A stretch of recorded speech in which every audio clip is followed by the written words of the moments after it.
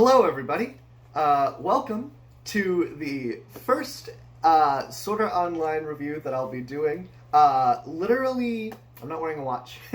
Literally just a few minutes ago, I just finished watching the first part of Season 1 for Sword Art Online. That is to say, episodes 1 through 14, which is the part where they're actually in Sword Art Online, or as many people will refer to it, the good part of the show. And while I haven't gone any further than that yet, because I'm doing this review fresh out of finishing the episode, I, from memory, know that that is true. So, I'm going to be doing a unscripted video here where I just go over my thoughts on episodes 1 through 14, and, you know, generally going over this. So before we actually start, you might wonder, Logan, why are you doing this? Why are you rewatching Sword Art Online, and why are you making these review videos for seemingly no reason? And that's a very simple answer. It's because the show is about to end. As of today, it is a Sunday, the 20th episode of Season 4 has just been released. And that means that there are only 4 more episodes left before the season ends. This is also confirmed to be the final season of Sword Art Online, and thusly, the show will end in 4 weeks. So, since this show has been around since 2013, and it's admittedly been a big part of my life, I thought that I would go through and rewatch the entire series and get a general idea of just how I feel about the show and exactly how far it's come. So without further ado, let's go into it. And you may wonder, Logan, why are you looking down at this notebook? I thought you said it was unscripted. It is unscripted. I just kind of wrote down general plot points for each episode, 1 through 14, just so I would remember what happened in all of them. Because I did this... this has just been like a week that I watched this all in. So anyway, let's of course start at the beginning. There's no better place to start than the beginning. And again, this is going to be a bit of a longer video because I'm going to be kind of in-depthly reviewing this series. So, strap in, go get a snack, some water, be prepared. We're going to be here for a hot minute. So let's start with where any good story begins, which is the beginning. In the beginning, in episode 1, we start with the introduction to the world. Kirito logs into Sword Art Online for the first time, and everything is still fine at this time. The game is just released, and Kirito is an ex-beta tester for the game. He beta tested it before it came out, and now it's come out. Now 10,000 people are playing this game. The episode, of course, has its big plot twist, where Akihiko Kayaba, the creator of the game, says that he has gotten rid of the logout button and that you're not allowed to leave. Of course, this is revealed through the first big comedic section of the show, because this is back when the show was a comedy, or at least partially a comedy,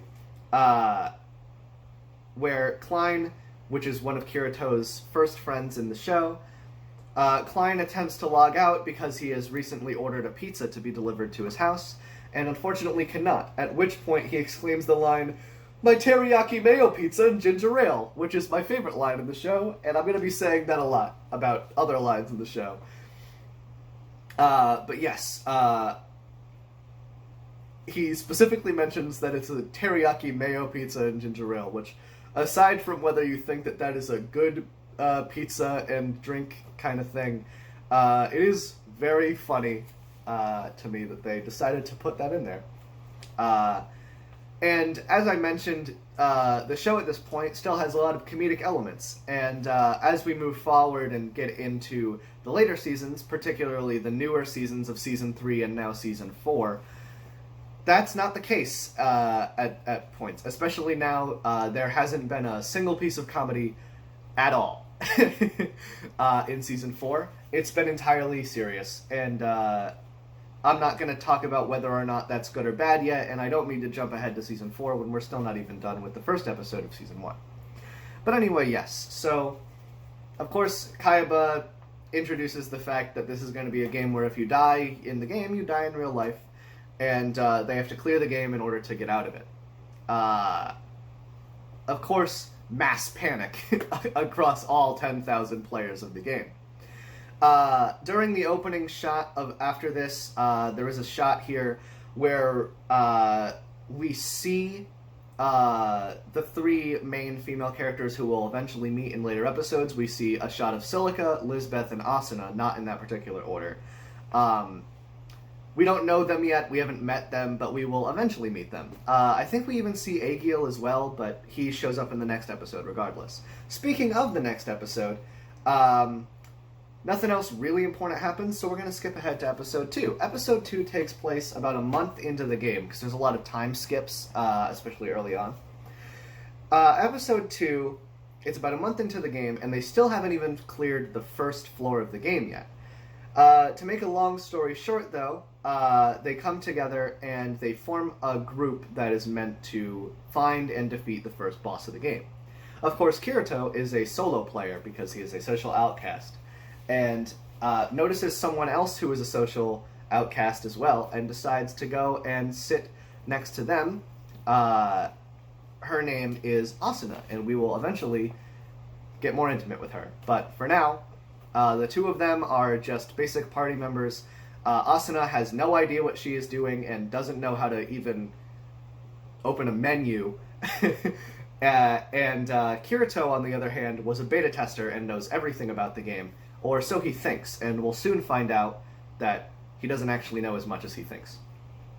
In any case, the two of them form their own party and join together with the other group, and they go off to defeat the good old first boss, the Kobold King or whatever. Now, one of the big things that happens during this meeting is that this guy, who, his name is escaping me, but he has spiky hair, he basically shows up and is like, hey man, when this death game started, there were beta testers for this game who joined the game, and they have not helped us at all, and they should come forward and give us all of their items and things. And that's what he says.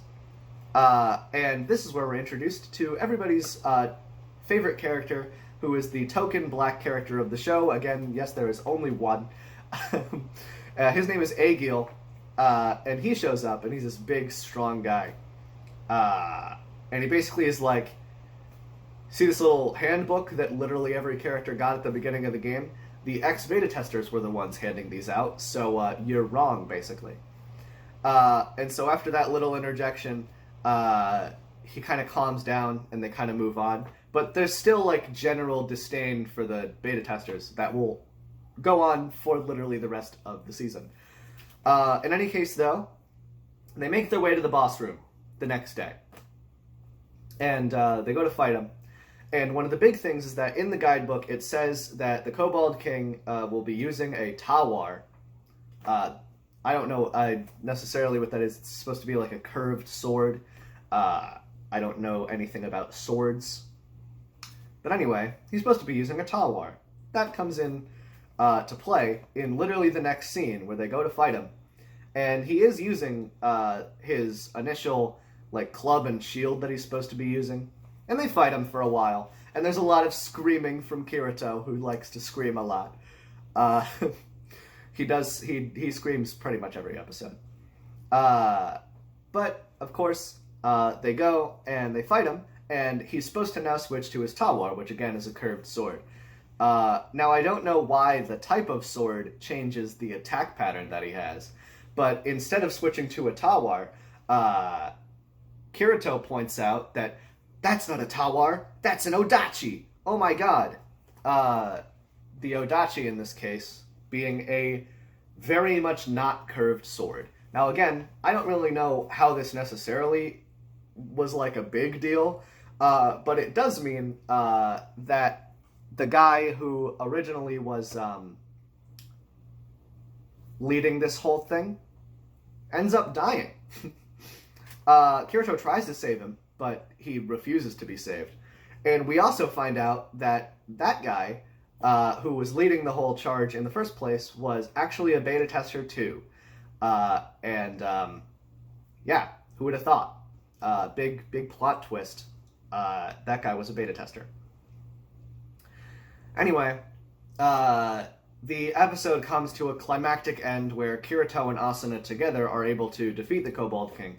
And Kirito gets the final blow, which means that he gets the special drop item at the end, which is the Midnight Coat, or Coat of Midnight, or whatever, which is basically a black coat.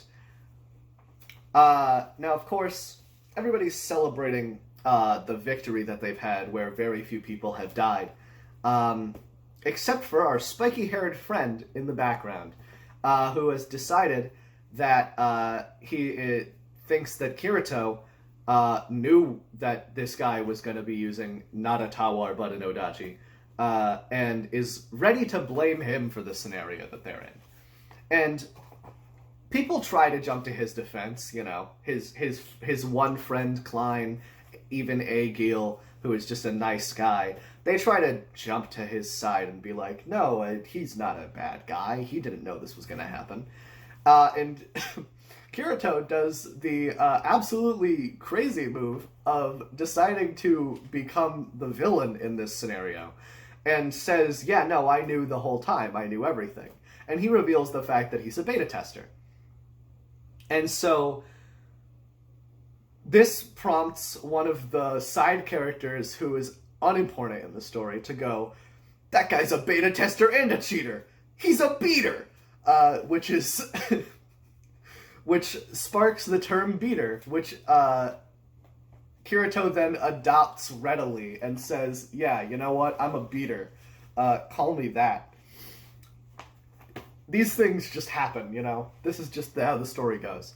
Of course, in this triumphant moment of him becoming the villain, he decides to make it very cinematic, and he equips the black coat that he won, calling himself a beater, and leaving solo. Of course, his teammate Asuna has a few questions for him, or rather just one. During the fight, he called her by name, even though she had never told him her name before. And so she said, hey, how did you know my name was Asuna? To which he said, if you look underneath your health bar, you'll see my name underneath your health bar, because we're in a party. And there, of course, there it was. And so Asuna's literally an idiot. Keep that in mind, because she's not an idiot the next time we see her. Because that's, you know, people get better at the game. That's just how it works. Anyway, yeah. So, real quick, I kind of I didn't really tell you my thoughts on the first episode. First episode is fine. I think that the first episode is a really good episode. It introduces things nice. It's got that nice comedy to break out the sadness and stuff. And it's a fine episode. I think that it does a good job of what it's supposed to do. A first episode should introduce the world that we're in and give us the conflict. And it does do both of those things. It introduces the world, gives us the conflict, and we get set forward into motion. Episode 2, I think, is a okay episode. I think that it's fine. I think that Kirito deciding to become the villain is a really weird character decision. And I can understand why he does it. Like, if he takes all of the blame for being the villain, then that means that no one's going to put the blame on any of the other beta testers if he takes sole blame for what happened. And that makes sense.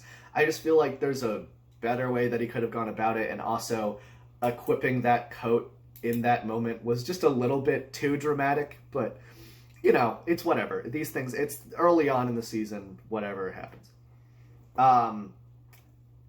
So we move on to episode 3. Brief overview of episode 3. Episode 3, we've had another time skip. It's much later. People have been playing this game for quite a while. They've cleared a good amount of the floors. They're almost halfway there already. I think they're actually, you know, they've cleared quite a large portion of the game by now. It's I think it's like a year time skip maybe, I'm not actually sure. So they go, and Kirito has sort of been on his own for a while, but he runs into this group at the beginning of the episode called the Moonlit Black Cats. They are comprised of five people, and they want Kirito to join. Now, they're all about level 20, and Kirito's at about level 40. And so he doesn't tell them that he's at level 40. He lies and says that he's their level. And so they let him join, and he joins with them. And for a while, they go on all these things. They level up more. They're grinding. They're getting money. They eventually save up money for a house. And one of our good old characters goes to buy this house.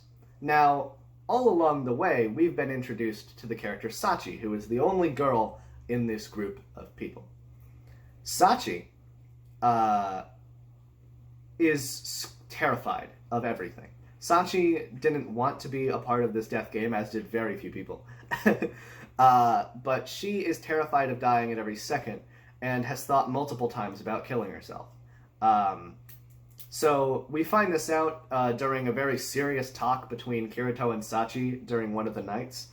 And it kind of comes out of nowhere, and they kind of just brush over it. But yeah, it happens, and then Kirito makes a promise that he should never have made, which is that he's going to save not only her, but all of them from this death game. Well, that's just foreshadowing for the end of the episode, because the guy goes off to buy the house, and they're like, hey, maybe we should go to one of the higher level floors now that we've leveled up a bit. And Kirito's like, that's not a good idea. And they say, why not? And they do it anyway, in the end. So they go, and they find a room with a chest in it, because a room with a chest in the middle has never been conspicuous. And so they go in, and they rush in against Kirito's better judgment, and activate a trap. Now, the door locks behind them, and in the game they have teleport crystals that allow you to teleport to each floor that you've already cleared. And unfortunately, you can't teleport in this room. The crystals are blocked. So now they have to fight their way out. Big surprise here. Everybody except for Kirito dies. And it's not good. And it's that one event of watching all of those people get slaughtered in that room, including Sachi. Watching that happen is something that literally never leaves him and comes back in every other season of the show, including season 4. But again, I'm getting ahead of myself. So how does the episode end? The episode ends with... not actually that, because that's actually halfway through the episode.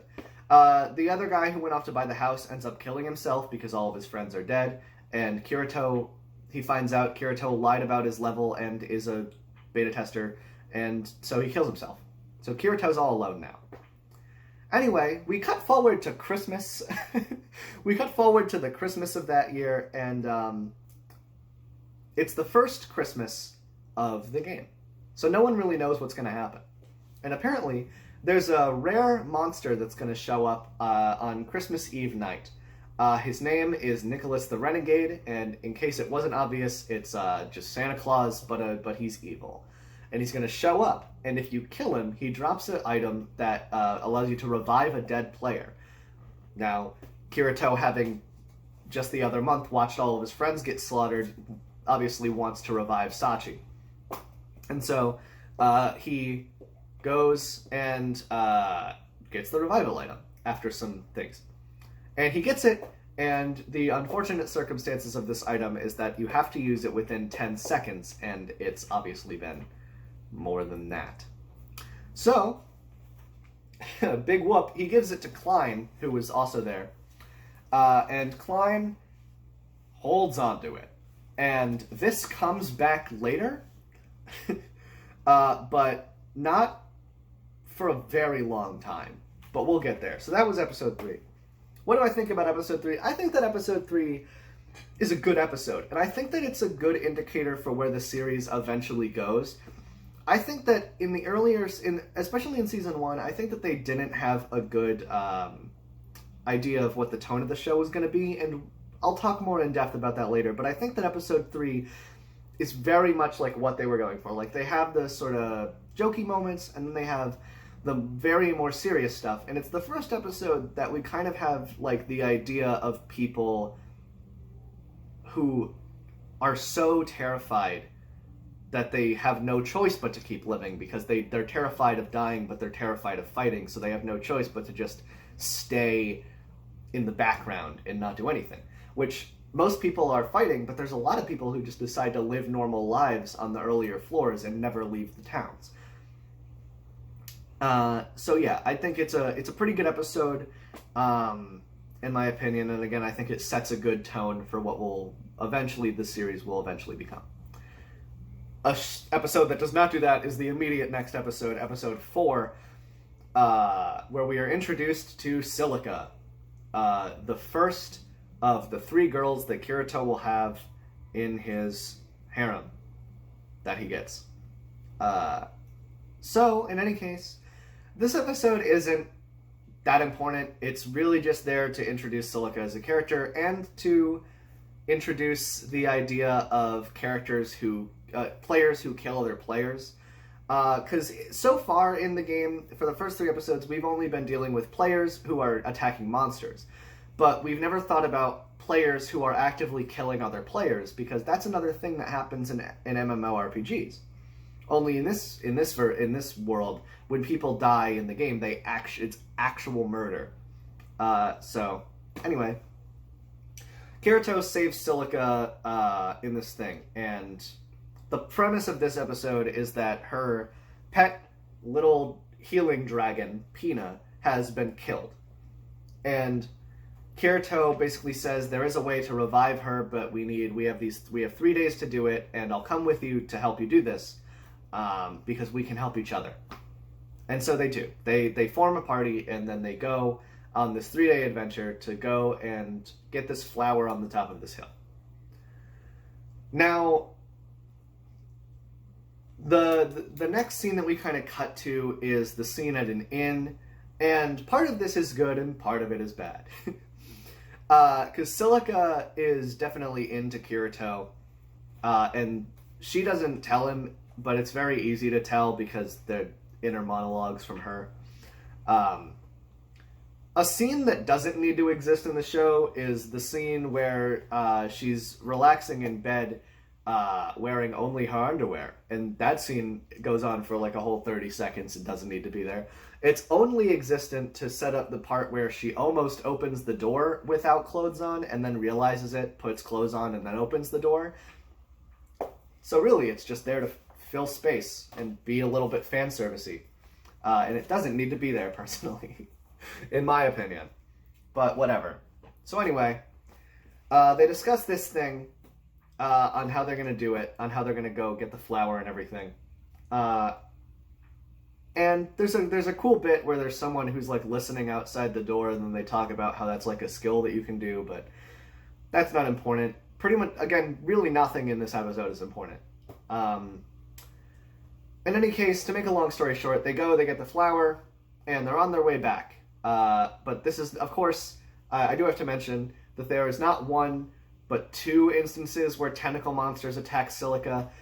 And I just gotta say, they didn't have to do that. They really didn't have to do that, because no one at all has ever enjoyed those scenes in SAO. And there are more of them coming up, and I'm not excited for them. But yeah, there's not 1, but 2 instances where she gets attacked by tentacle monsters in the same, like, 5-minute span of time. Less than that. Anyway, they get the flower, they come back. On their way back, they run into this girl who we met at the beginning of the episode, who was clearly evil and is clearly evil. Now, for a little background, when characters in the game who are players have these, like, you know, in like The Sims, how you have that green thing? That's the thing. People have that on top of their heads, and it's green. If a player does something illegal, like steal from another player or harms another player or something, they'll turn orange. So that'll turn orange, and it'll be orange for a couple of days. But if someone is continuously like killing people and just, you know, being a murderer, then it's red, and they're a red player. And so that's the idea. But sometimes people want to do these illegal things, but also stay green because of reasons. Because they want to, like infiltrate people's groups and then have the other people, So what they do is exactly what I was just saying. They infiltrate groups as a green player and then have the orange and red players like hide in the background, and then they ambush them, and that's the idea. So that way the green player gets to stay green, but they still get to do the illegal activities. In any case, we get introduced to her, and she's apparently this really powerful player killer who just kills a bunch of people and all that stuff. And Kirito had been tasked with arresting her. I don't know who gave him that job or anything, but he basically reveals that doing all this with Silica was never actually, he didn't care about Silica or any of this. It's just that he was using Silica to get to this girl who he needed to be arrested. And so he arrests her. There is a cool moment here where all of the dudes are attacking him, and he's healing so fast because he's such a higher level than them that he's healing so fast that even though they're hitting him with all of their power, they won't be able to kill him. That's a pretty cool moment. It's just kind of badass. And anyway, the episode ends with him arresting her, and then they revive Pina, and that's it. They revive Pina, and then Kirito moves on with his life. Overall, not really an important episode. It introduces Silica because we needed a character like her to be in the show, I guess. And it also allows Kirito to have his first really badass moment of the show. Is it a good episode? It's not horrible. It's mediocre. It's an okay episode. It doesn't serve much. Not every episode has to be, serve anything. There can be filler episodes, and there's filler episodes. But but anyway, yeah, it's an okay episode. There's a little bit too much. It's too goofy, too fan servicey. There's just a lot, in my opinion. But because the show is trying to have this serious attitude of you die in the game, you die in real life. But then they have all that stuff, whatever. Anyway, let's move on to the one and only two-parter episode. This is the only episode in the series that was so big that they had to split it into two episodes. Episodes 5 and 6. I dub these the murder mystery episodes because that's exactly what they are. At the beginning of episode 5, Kirito is... at the beginning of episode 5, everybody is meeting to figure out how they're going to beat the next floor boss. And we are reintroduced to Asuna, who we haven't seen since episode 2, so that's nice. Asuna, at this point, about a year or so later from when we started, has become second in command of Knights of the Blood Oath. And Knights of the Blood Oath is the highest ranking guild in the entire game. So she's basically the second best player in the entire game. And she has been dubbed the name Lightning Flash Asuna because she's very fast. Keep that in mind for something I'm going to bring up later. She's the fastest character in the game. So I will bring that up again later when there's a plot point I'm going to talk about in one of the later episodes. Anyway, so they're having this meeting where they're talking about how they're going to beat the boss. And Asuna's we're going to use the NPCs because if they die, they'll just respawn.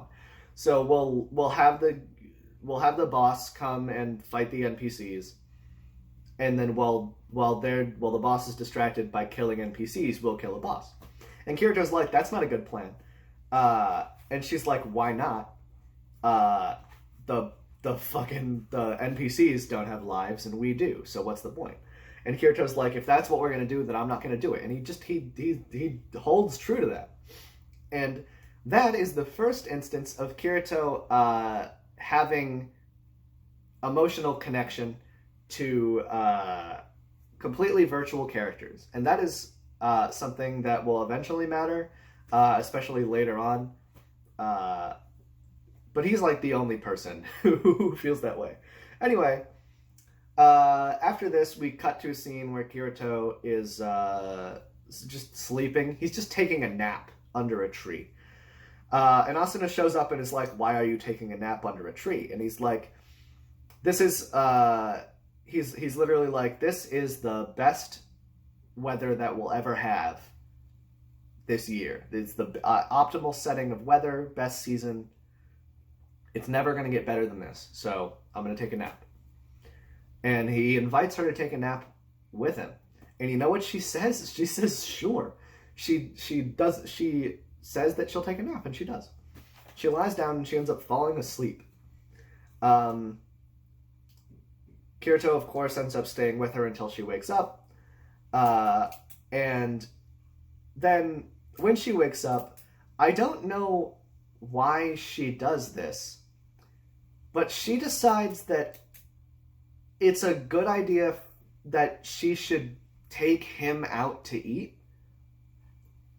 Like, her reasoning behind it is because when she fell asleep, he stayed with her and made sure that she was safe and didn't get, like, killed by someone. And, like, I guess that's fair. But, like, I don't know. It's a weird leap in logic in my mind. Anyway, they go to eat food, and they start talking about safe zones. All of the cities in Aincrad, which is SAO, all of the cities are safe zones, and you cannot be killed in a safe zone. It's impossible. Now, people have started finding ways around this, because you can duel in the game. There's a way to duel. And the way that duels work is two people basically decide that they're going to duel, and it's not to the death. But what people have started doing, rather what red players have started doing, is finding players who are asleep in safe zones, and they'll manipulate their hand, to accept the duel, and then they'll just kill them while they're dueling. And because they're dueling, their health will go down even though they're in a safe zone. So they talk about all this stuff about how you can't die in a safe zone, but how sleep PKing is a thing and all that. And of course, almost as if on cue, there's a scream from the nearby courtyard when they're walking away. And so they rush over, and there's some dude hanging out a window with a sword stuck through it. So a bunch of shit happens, and they meet this girl, Yoko? Something like that. And Yoko, I really don't remember her name. And so they meet this girl, and she's like, "Yeah, I knew that guy. That was my friend. I'm really sad that he died." Of course, she doesn't say it like that. She's genuinely distraught. And so the episode becomes a murder mystery of how did this guy die in a safe zone? Because it wasn't a duel, because there was no winner icon of who won the duel. And it wasn't a sleep PK because he was awake. So no one really knows what happened. So they're trying to figure out how he died. And that's the premise for the rest of the episode. So they move on. They try to they're like trying to figure out how he died. And they're questioning this girl who says that she knew the guy.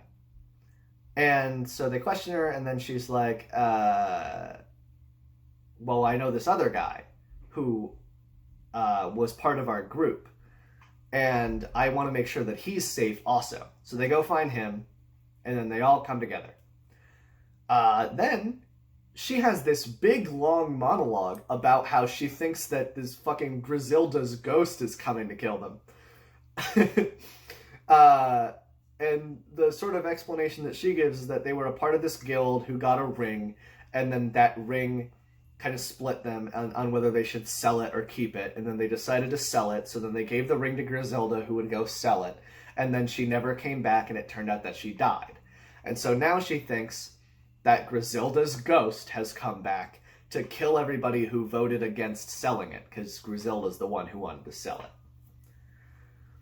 So then, in her moment of having a hysterical breakdown over being chased by a ghost, she gets killed there was an open window. They were in an inn, and there was an open window behind them, and she gets a knife thrown into her back, and she dies.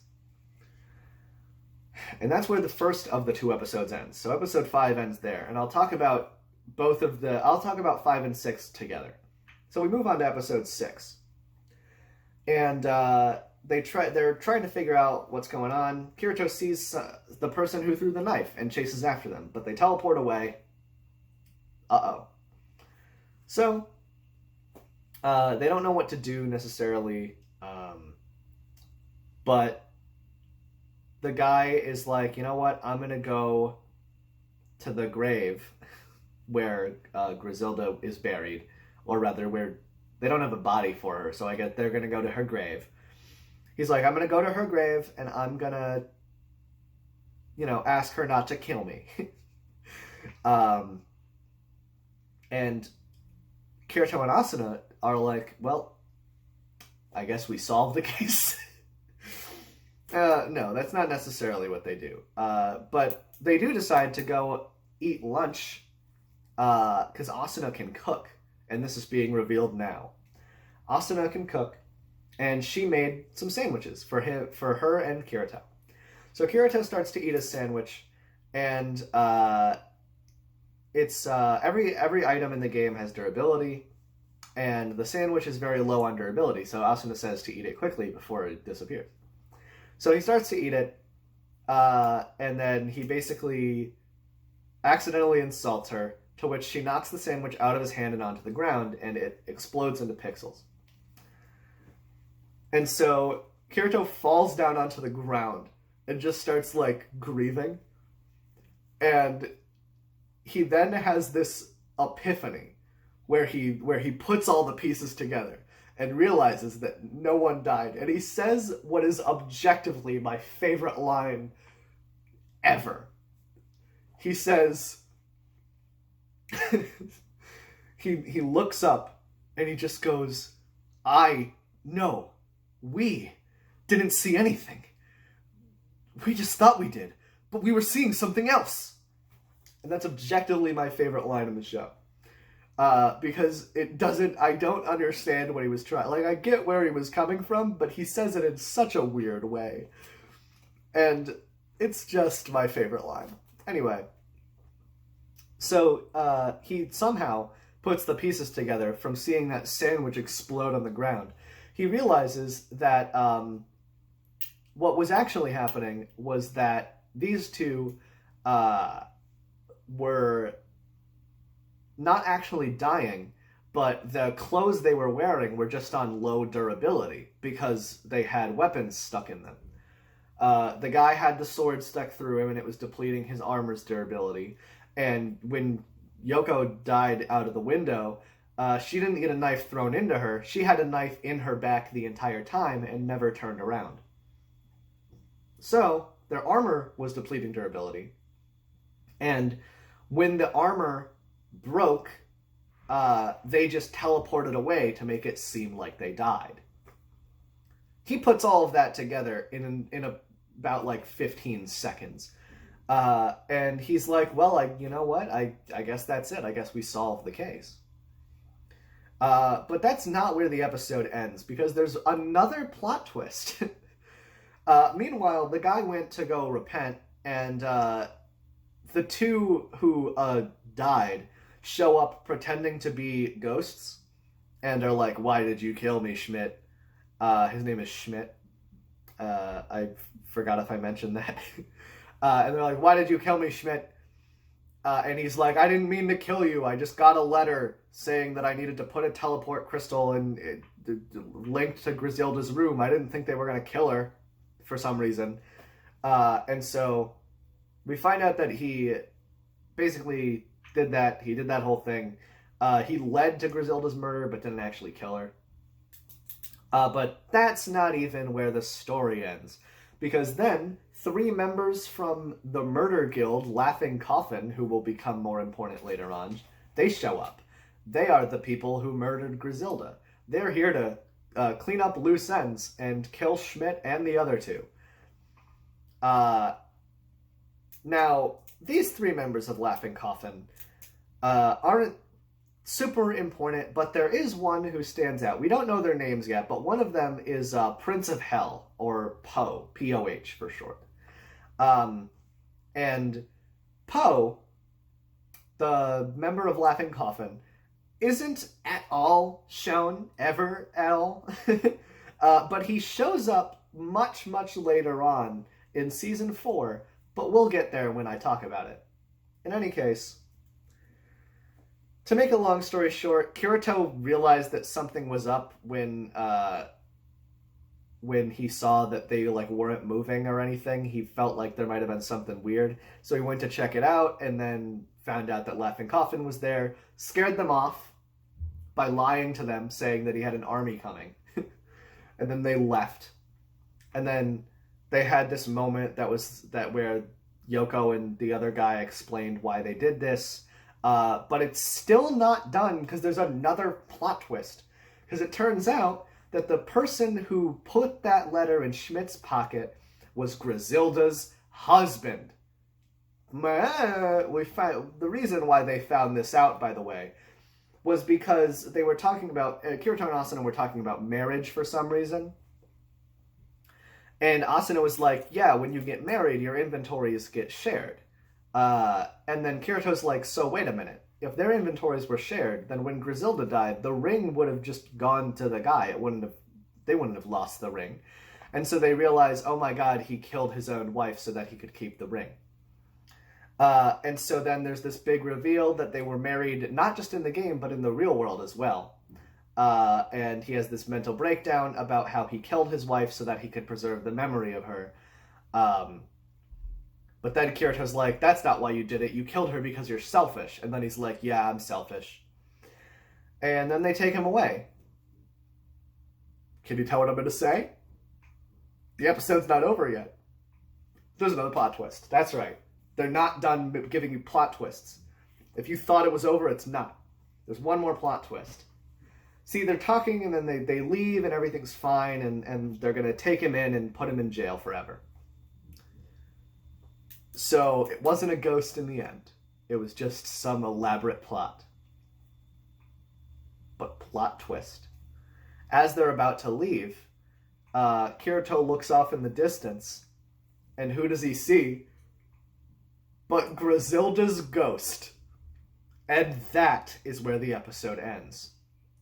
Now I could unpack that for a while. Let's start with the murder mystery portion of the episodes. 5 and 6, in my opinion, are the best episodes of the entire series up till now. They have just this perfect, weird, again, the murder mystery where you're thrown for a loop. There's different plot points that happen. And the different reveals are actually, I know that I kind of made a joke about all the different plot twists, but, genuinely, they're good plot twists. They come out of nowhere a lot of the time, and there's some of the best shots in this episode are, some of the best shots ever are in this episode. There's a shot where they're talking, and they have a shot of, the wine glass, and in the reflection of the wine glass is Yoko's, face, but it's featureless. God, it's a really good shot. Of course, there's also the first of many butt shots. No, actually, episode 4 had the first of many butt shots. There's during the first serious talk when they're talking with Yoko about how her friend died. The camera angle that they decide to use for this is a shot of her butt. I don't know why they did that. Kind of takes away from the serious moment. Anyway, though, other than that, it's really good. They have a lot of they have all the good plot twists, and it's very serious.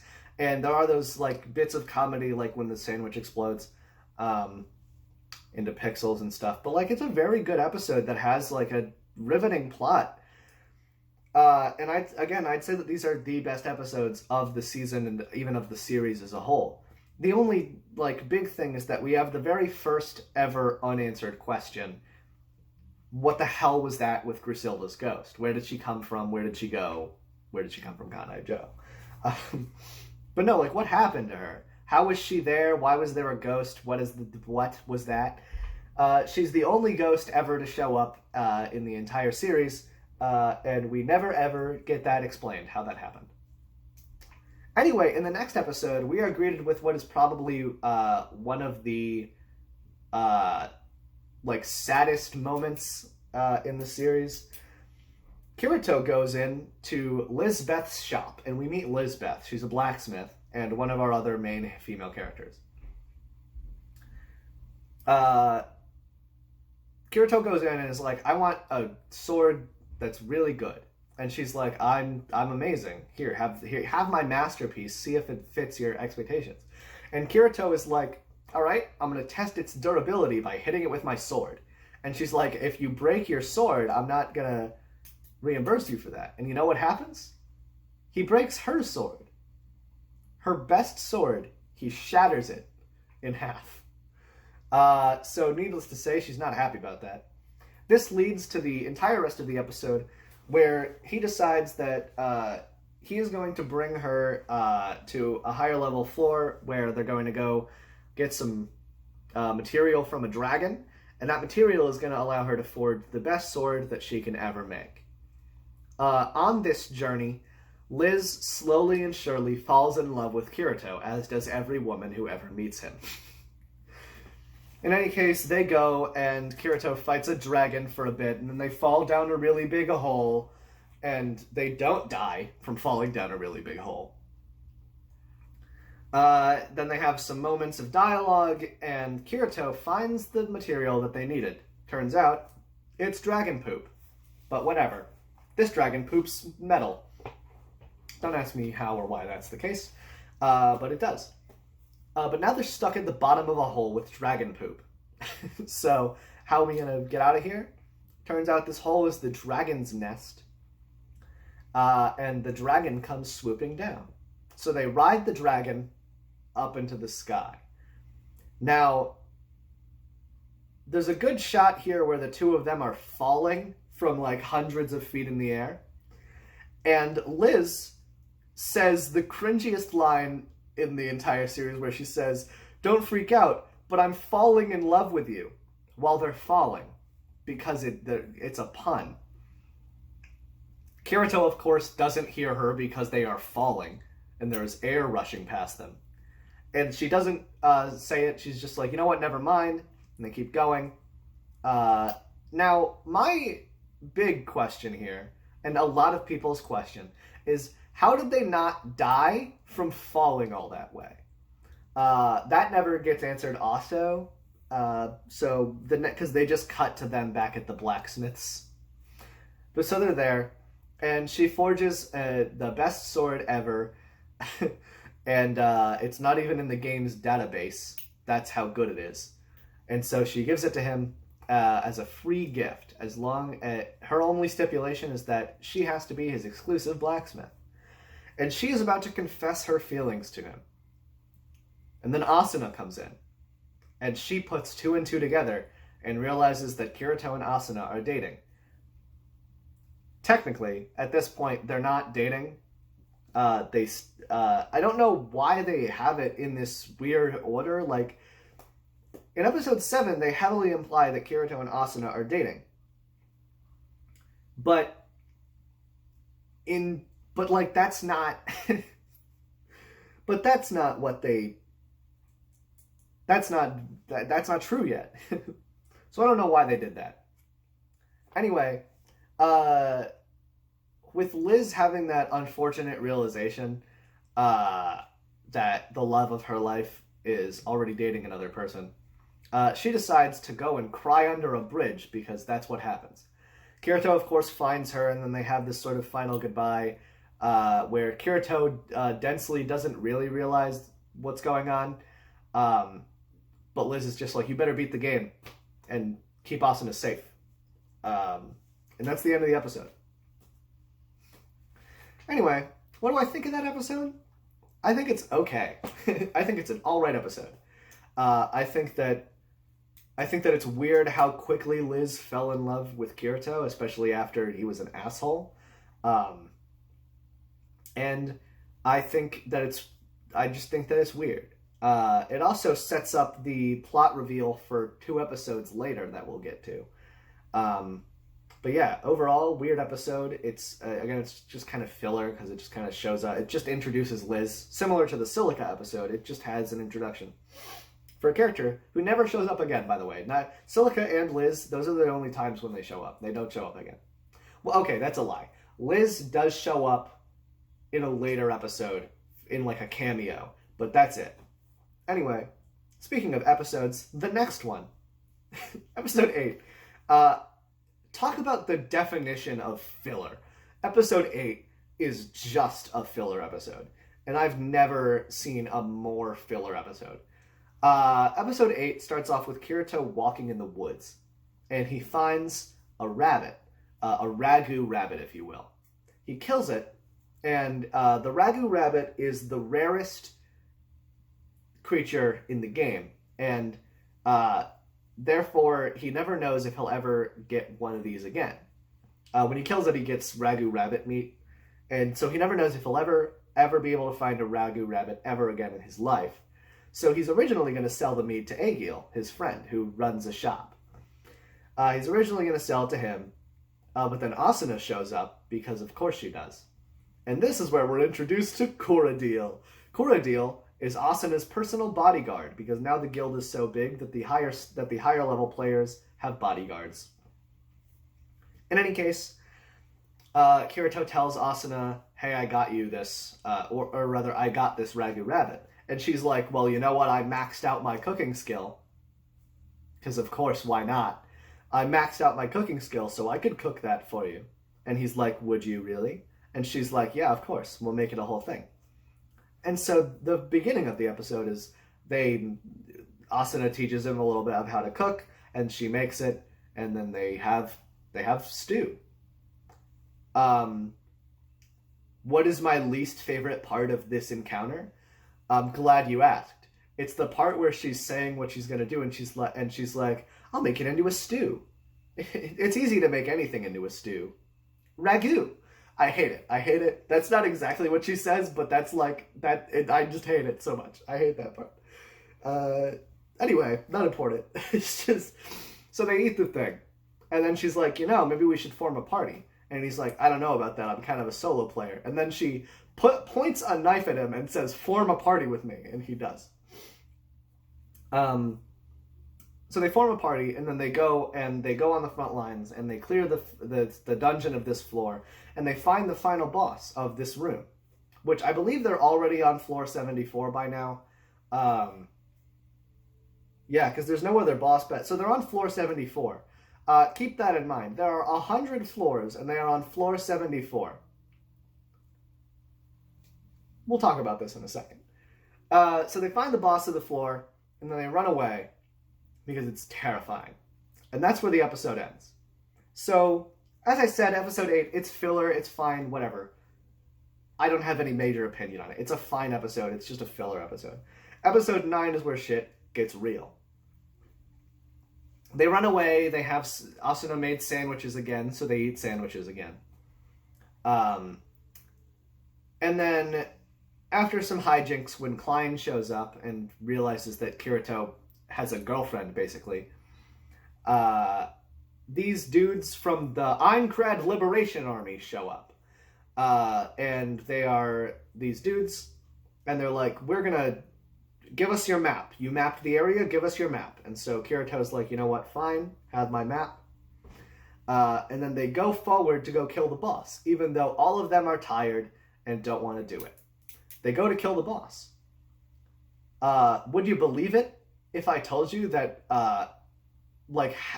half of them are massacred by the boss? Yeah, who would have thought?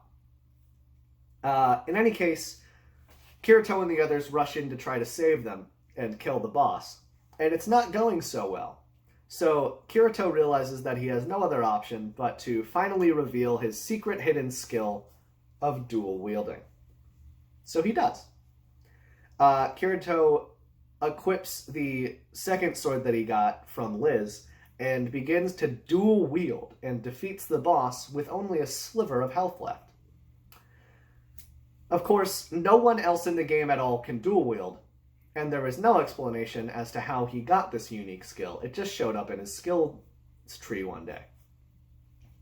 Now, eventually we are told about it, but this is still episode 9. We're not there yet.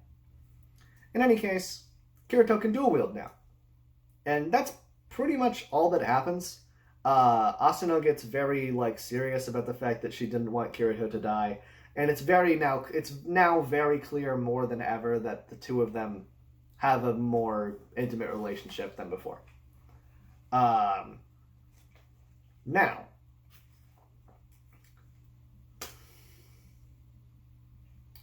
get ready for the fun times.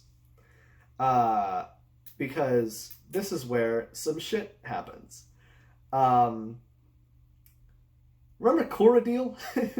Remember how I mentioned that Corradil was a guy?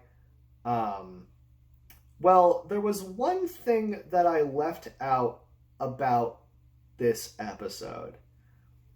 And that's the fact that Corradil shows up at one point. Wait, is it that? No, it's the next episode. There's something that I have to mention. And it's that Corradil shows up. Corradil turns out he was outside of Asuna's house. And he was lurking. Basically, him and Kirito duel, and Kirito wins, and then Asuna's like, you will not be my bodyguard. And that's basically the gist of it. I just had to mention that for something that's going to happen in episode 10 that I'm going to mention. But before I do, episode 9, I think it's a pretty good episode. Episode 9 introduces the idea of dual wielding and has this big reveal that Kirito can dual wield. And I think it's honestly a pretty cool thing. I think it's a pretty cool episode. It's pretty good. It's got a nice tone to it. It's got a little bit weird tone because it does switch back and forth a little bit too quickly between serious and comedy. But yeah. Anyway, episode 10 is a big one. Kirito is challenged by Heathcliff, the leader of the Knights of the Blood Oath, to a duel. Because Asuna wanted to take a leave of absence from the guild to just be a partner with Kirito. And Heathcliff was not happy with losing his second in command and the best fighter that he had on his team. Now, keep that in mind. He didn't want her, his best fighter, to leave for any period of time. So he decided to fight Kirito. The idea of the duel was that if Kirito loses, he has to join the Knights of the Blood Oath, but if he wins, then he gets to, partner with Asuna and she gets to take her leave of absence. Well, they have an epic battle, of course. And, can you guess what happens? Kirito is about to win. He's literally got his sword this close from Heathcliff's, face, about to wreck his shit. When time freezes, and Heathcliff moves his shield in front of him, blocks Kirito's attack, and, wins the duel, basically. So that's kind of brushed over, and we don't really talk about it at all. And Kirito joins the Knights of the Blood Oath. In any case, now that he's a part of it, he has been asked to go on a dungeon run with some other members. This really overly energetic captain has gotten Kirito to join forces with Corradil. And they're going to bury the hatchet together and go on a dungeon run. And so they do, or so they start to. They enter the dungeon and they go in and they start fighting and stuff, and they finally take a break. And they start eating. Everybody except for Corradil starts eating. Turns out, Corradil poisoned the food with paralysis. So now Kirito and the captain can't move. Corradil goes over and just kills the captain in a really sadistic, fucked up way, and then tries to do the same to Kirito. Turns out he's a member of Laughing Coffin. So good for him, I guess. Remember them from episode 6? Yeah, they're back. Anyway, Kirito, of course, doesn't die because he's the main character. because Asuna was tracking them on the map the whole time and saw the captain disappear and die. So she got worried and ran to them and starts to fight Corridor. Well, can you believe it? She doesn't have the guts to kill him, so he tries to kill her. Like she has him down. She has him on like one hit, and he's about to die, and he's like begging for his life. So she decides to spare him, and in that moment, he decides to kill her. Well, Kirito rushes in front of her, and with his fucking hand, his other hand actually, with his hand, blocks the attack and gets his left hand cut off. You know the one that he just used to start dual wielding? He loses his hand. And then he uses his other hand to just plunge it into Corridor's body and kill him. So this is the first time where we realize that, hey, there aren't any stakes to the show. And this is where things start to go downhill, is this episode. Because Kirito kills a man with his hand and loses his other hand. And so you'd think that that would have any repercussions at all, especially him losing one of his hands. Nope. Not only does his hand just come back out of nowhere, like in the next scene he has both of his hands again, but nothing happens. And in fact, they go to Heathcliff at the end of the episode and say, hey, me and Asuna together now, your two best fighters in the guild, want to take a leave of absence. And you know what Heathcliff says? Okay. He lets them do it. You know, after he was so adamant about Asuna not being able to go, about not losing his one best player, now he loses his two best players. Because that makes sense, in my opinion. Anyway, episode 10. I think it's a decent... It's pretty good. It's the last episode that things aren't completely nonsense. With that being said, we have 4 episodes left, and things get a little nonsense. I don't have a lot to say about episode 10. It was a pretty good episode. I thought it was pretty cool. If Kirito had honestly just lost his hand, that would have been fine. If there were more stakes, it would have been fine. Also, the episode has this thing where it ends, but there's 4 minutes left of the episode, so what are they going to do? Kirito, after he killed Corridor, was like, hey Asuna, do you mind if I stay at your place tonight? That's what he said. He said, can I stay at your place tonight? So after they take a leave of absence and there's 4 minutes left of the episode, they eat. It cuts to Kirito and Asuna having just finished food. And Asuna is like, okay. And she goes and turns off the lights and removes all of her clothes. And it's like, Kirito, you too. This is embarrassing. Why are you not doing this? And Kirito realizes that Asuna has misread the situation. And he says to her, that's not what I meant. I just wanted to stay here tonight. I didn't want that. At which point she knocks him out for making her think that that's what he meant. Even though it's really not. He did nothing. He just said, hey, I want to stay the night. She interpreted it wrong.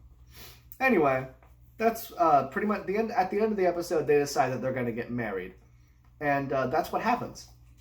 In the next episode, they go by this little cottage on floor 23, and they're married. And it's the most wholesome episode of the show. Literally everything except for the final minute of the show is wholesome and happy.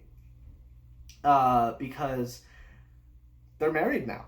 And they're off the front lines. They get to live together nicely in the woods, and it's nice and sweet. For a little bit. They meet Yui. They're out in the woods, and they meet this girl who doesn't have a player icon. But she's not an NPC, so she must be a player and it must be a bug. So they meet Yui. And Yui has amnesia, because of course she does. They take her in, and they take her in as their own child. She starts calling them mommy and daddy, which is weird. So they take her in as their own child for a while they also attempt to find her parents. And so the easiest way to do that is to go to the Town of Beginnings on floor 1 and see if they can jog her memory in any way. They then run into a lady who owns an orphanage, save her from a couple ne'er-do-wells. And turns out that she hasn't ever met Yui either, so they're not really sure what to do. Now, the episode does end with Yui having a really weird monologue about people's hearts and how they're dying and how she was in a dark room for, like, all of her life and stuff. Really weird thing that they just throw in there before the episode ends. It's not a very riveting episode necessarily, but like I said, it's very wholesome, it's very sweet, it's very nice. I very much enjoy that episode. Unfortunately, all of the wholesome, nice, and good feelings that come from meeting Yui end up leaving in the immediate next episode. To make a long story short about this one, they are approached by a lady who is basically like, my friend is trapped in this dungeon that recently opened up, and it's basically a dungeon that is on floor 1, but it has monsters that are on like level 60 and plus. And so she wants these high level players, Kirito and Asuna, to go in and save her friend. And so they do. Thank you! Goodness gracious. Anyway, so they go in to try to save him. And they make it. There's really no issue getting there or trying to find him. But at the end, they get attacked by some unknown monster of an unknown level who looks like the Grim Reaper. In one hit, he is able to do about half of their health collectively. So, you know, they're gonna die, clearly. And in that moment, Yui reawakens and deletes the monster from the game. This is when we find out that Yui is actually not another player, but she is a program in the game. She explains that she got her memory back and that her original directive was to be like mental support for players of the game. She was originally meant to track people's psychology and, you know, mental status, and then help people who were having a rough time. Unfortunately, when the game started, she was locked out of being able to interact with any players, and could only watch them, you know, die and kill themselves and overall have a bad time. Then she goes on to explain that when she saw Kirito and Asuna being happy and not being sad, even though they've been sad, when she saw them being happy and having fun, she just had to meet them. And so somehow, in some way, she was able to do that. It is never explained how she was able to do this. It is never explained why she was able to do this or any of the things. It's never even explained how she actually got her memory back. And in fact, it's never explained how she got amnesia in the first place.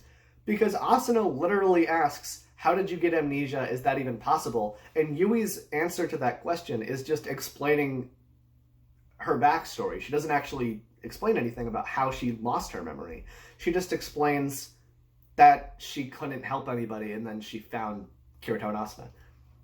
Like, it doesn't explain any of the questions that we had.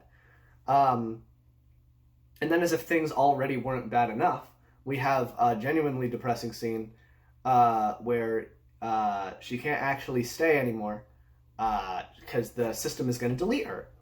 And so you'd think that she's going to be deleted forever and stakes would happen, right? But no, Kirito, over the course of literally 10 seconds, is somehow able to go from... Because there's an admin console right there, which is how she was able to delete the monster.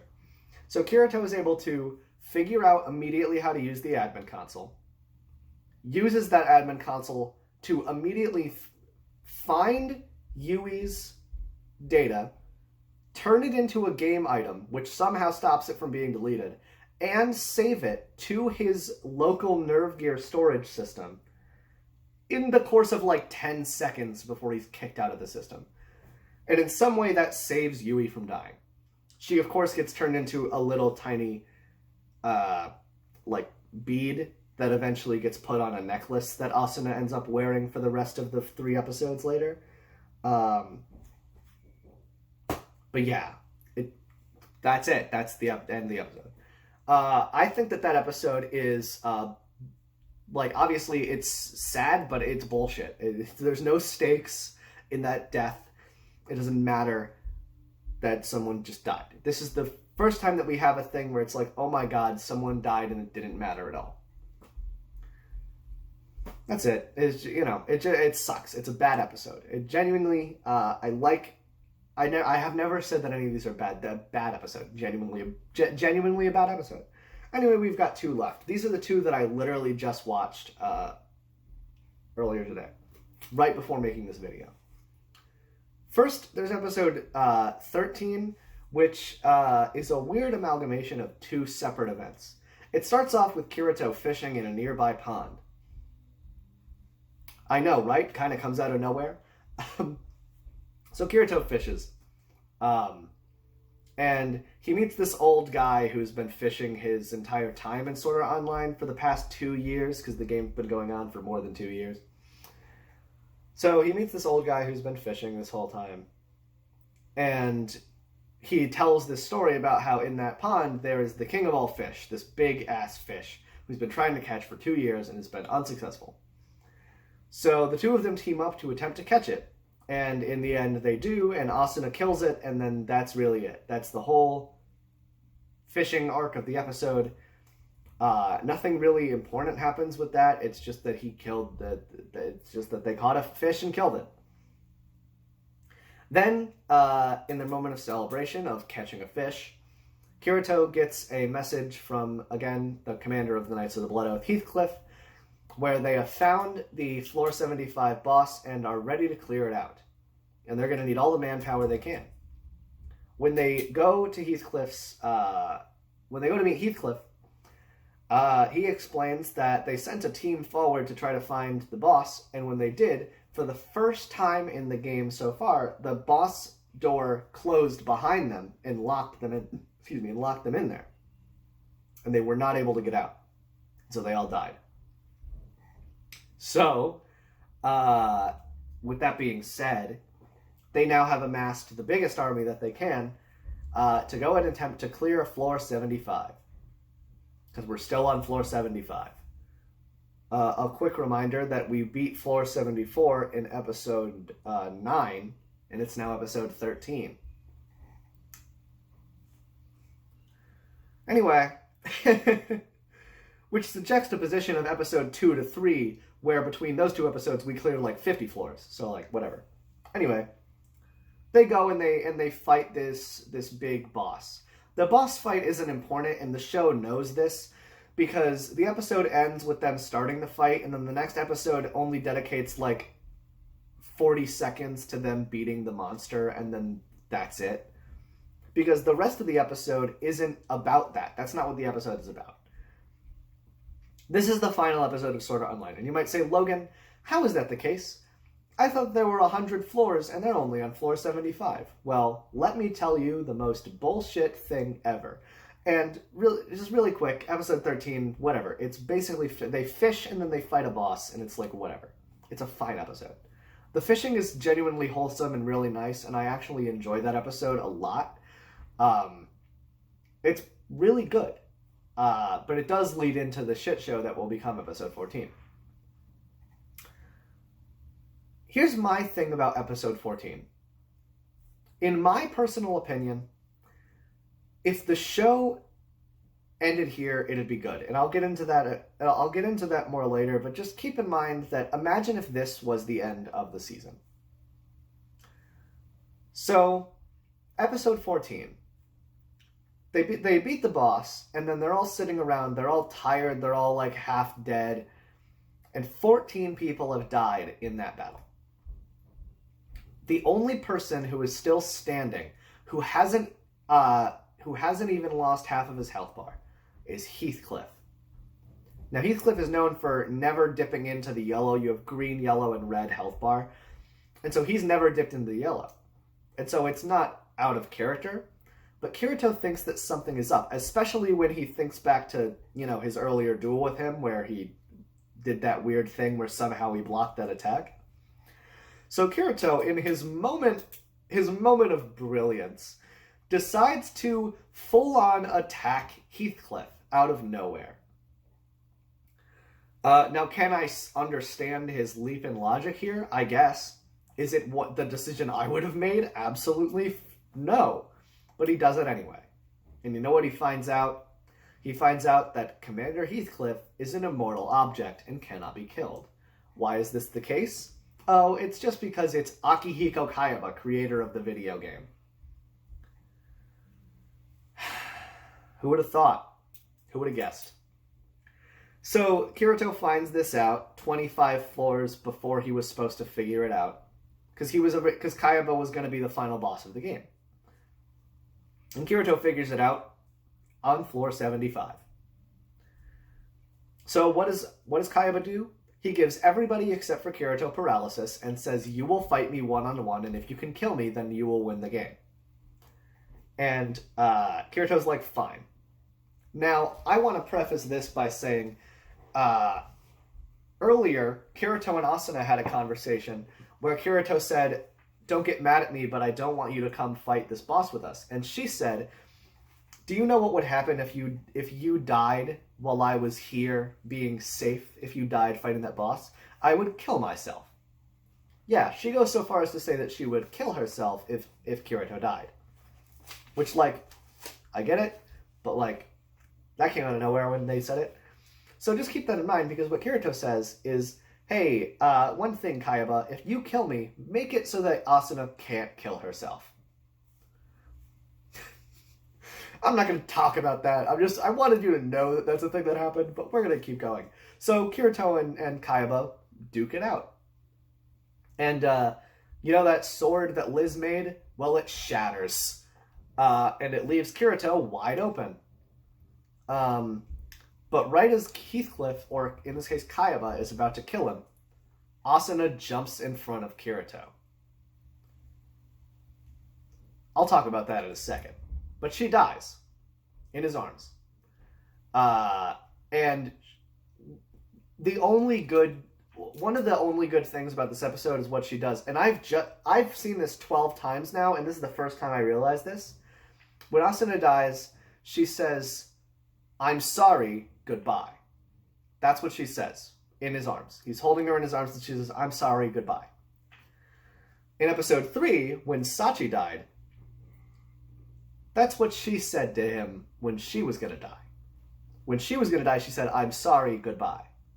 So, parallels, cinematic. I just thought I'd point that out. That's a fun little Easter egg. Anyway, Kirito, having just watched the love of his life die in front of him in his arms, has no more courage to actually fight Kayaba. So he kind of swings at him half-heartedly and then gets his sword knocked out of his hand and dies. But did you forget? I mentioned it. In episode 3, Kirito killed Nicholas the Renegade and received the revival item. And who still has that revival item but his friend Klein? So you guessed it, baby. Klein uses that revival item on Kirito, and he doesn't die. Kirito then uses Asuna's rapier, which was still left behind after she died, to kill Kayaba, and they both die. Because Kirito's got a sword through him still, so even though he was revived, he still lost his health again. So now they both die. Then we get some sweeping shots of Aincrad as they die, and there's a voiceover saying, "The game has been cleared." And then we get a nice shot of Kirito all alone in the sky, and then behind him is Asuna, and then they get reunited. And then Kayaba is also there. So they finally have a chance to talk to Akihiko Kayaba, creator of the game. Now, at the beginning of the story, Kayaba introduces himself and says that his reasoning behind making this game was so that he could be a god of this world and control the world as he pleased. And that's fine, but everybody knew that there was like more to it. Obviously, there's more to it.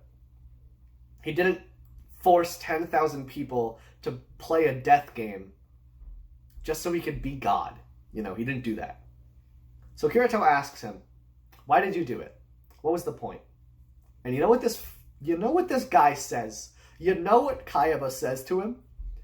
He says, "It's been so long that I can't remember." That's what he says. That's his genuine answer to the question. 2 years, 14 episodes of build-up to why Kayaba did this in the first place, and he doesn't have an answer. Anyway, the final shot of the episode is Kayaba going away, Kirito and Asuna telling each other their real names and ages. At this point, Kirito is 16 and Asuna is 17. Kirito's real name is Kazuto Kirigaya, and Asuna's real name is Asuna Yuki. So after that exchange, they say their final goodbyes, and the game ends.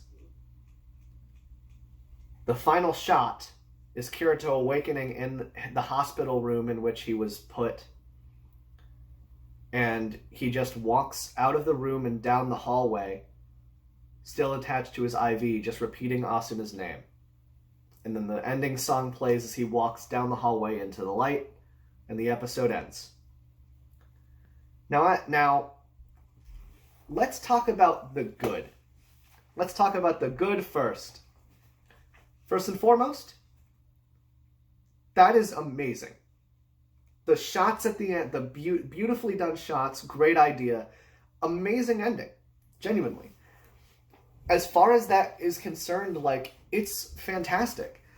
Like, we get to have these final goodbyes, and we get to kind of have a final talk with Kayaba, and all things considered, it works out really nice. And then that final shot of Kirito in the hospital, it's like, you know, it's kind of left up to interpretation. Like, did Asuna survive and he's going to go try to find her, or is it going to be in vain? We don't know. He's off to go find her, and it's a really nice ending shot. It's depressing, it's sad, but it's bittersweet, and it's very nice. It's a good ending.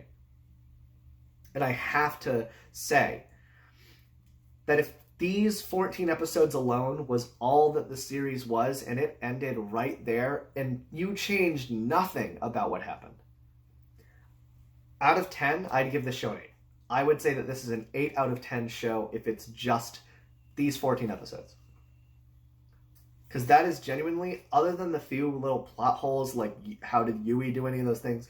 How did Asuna get rid of her paralysis? Like, any of those things, outside of those few like problems that I have, that I've mentioned throughout, this is a solid story, and the ending really ties it together. And I was saying it before when I was watching the show, it's so emotional at the end that like, you would be crying your first time watching it if you didn't know if you didn't know how it continued.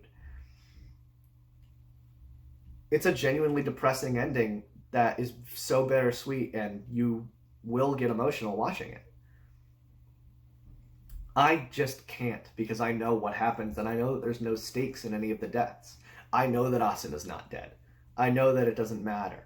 I know that we're going to end up having bullshit that comes back, and everything's fine in the end. If it ended there, I'd actually be, I'd praise this show more than I do. But I can't.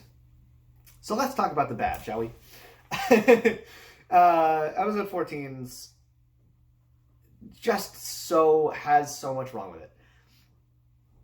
First and foremost, of course, like I said, Kirito jumping to the conclusion that that's Akihiko Kayaba is, like, fine, and you can follow the logic, but it also kind of comes out of nowhere. Then, of course, Kayaba makes everybody paralyzed. They cannot move. And through some way, Asuna breaks out of her paralysis in order to die in that dramatic moment. And so, you know what Kayaba says when he kills her? He says, I was positive that there was no way to break one's own paralysis. I guess even anything is possible. And like, what was that, my guy? You're the one who programmed the game. What do you mean anything is possible? What? That's not an answer. That doesn't explain how it happened. Anyway, yeah. Of course, then there's also the fact that, you know, Kayaba doesn't have an answer for fucking anything at all. Ever, apparently. Like I said, up there, they ask him a bunch of questions and he doesn't have any answers. He's just like, man, I wanted to have this castle.